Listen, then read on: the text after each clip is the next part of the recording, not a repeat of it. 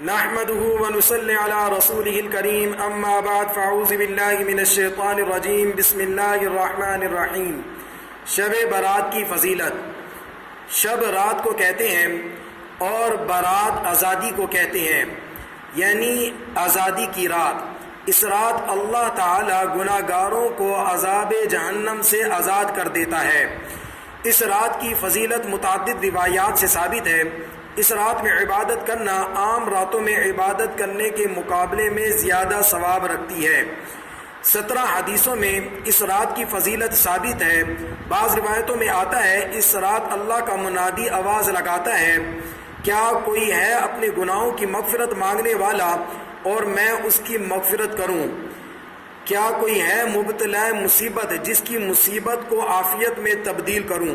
ساری رات اللہ تعالیٰ کی طرف سے یہ اعلان ہوتا رہتا ہے۔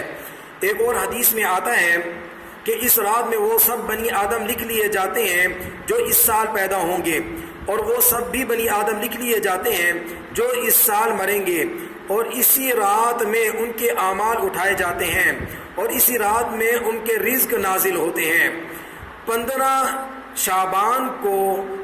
شعبان کی رات کو عبادت کرنا جسے شب برات کہتے ہیں، اور 15 شعبان کے دن کو روزہ رکھنا یعنی 15 تاریخ کو روزہ رکھنا یہ مستحب عمل ہے۔ 15 تاریخ کی رات کو عبادت کرنا اور اس کے دن کو روزہ رکھنا مستحب عمل ہے۔ اور اس رات میں اللہ تعالیٰ غروب آفتاب کے وقت ہی سے آسمان دنیا کی طرف نزول فرماتا ہے۔ اس رات میں اللہ تعالیٰ سب مخلوق کی مغفرت فرماتا ہے، مگر چند بد نصیب ایسے ہیں جن کی مغفرت نہیں کی جاتی۔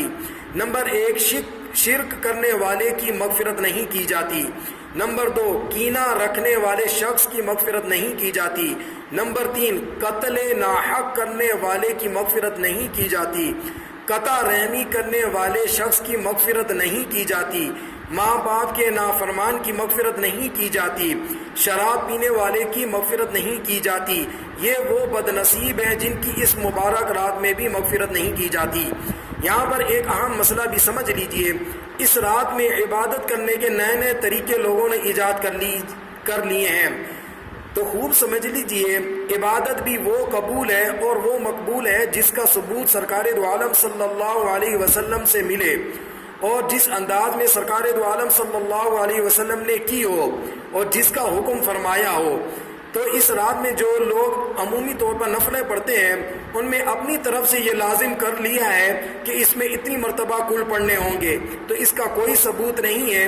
اس رات میں جو نفل پڑھے جائیں گے وہ عام نفلوں کی طرح ہیں، اور اسی رات میں آتش بازی کی جاتی ہے، پٹاخے پھاڑے جاتے ہیں۔ خدارا اس سے گریز کریں، اس سے مسلمانوں کو تکلیف ہوتی ہے اور ایذائے مسلم حرام ہے، مسلمانوں کو تکلیف دینا حرام ہے، اور اس کی سبب کتنے مسلمان بے چینی میں مبتلا ہو جاتے ہیں۔ اور اسی طرح اس رات میں حلوے کو لازم سمجھا جاتا ہے۔ دیکھیے اس رات میں عبادت کرنا ثابت ہے، حلوہ پکانے کا کوئی ثبوت نہیں ہے، اس لیے جو حلوہ نہ پکائے اسے ملامت بھی نہیں کرنا چاہیے۔